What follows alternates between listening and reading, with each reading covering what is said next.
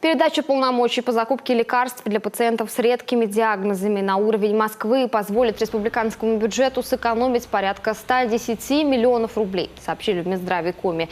Речь идет о сегодняшнем решении федеральных парламентариев. Депутаты Госдумы в третьем окончательном чтении расширили список заболеваний, препараты по которым Минздрав будет закупать централизованно.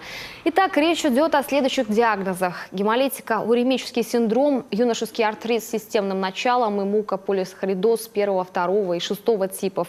В Коми это затрагивает интересы всего 4 пациентов, но в каждом случае это очень затратное лечение. Сегодняшнее событие, считает вице-спикер Госсовета и по совместительству практикующий врач-онколог Владимир Косов, важное для всех регионов. Высвобожденные средства можно будет перенаправить на лечение, например, больных с сахарным диабетом.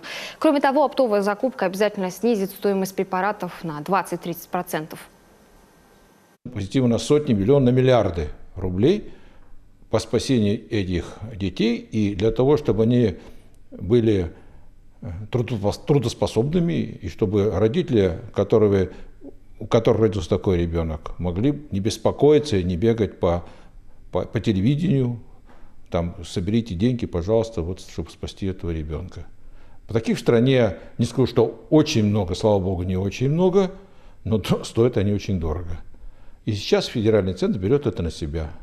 А вообще редкими заболеваниями в Коми сегодня страдает 149 человек, 72 из них дети, и лишь 8 из общего списка попадают под федеральные полномочия, поэтому республике некогда расслабляться.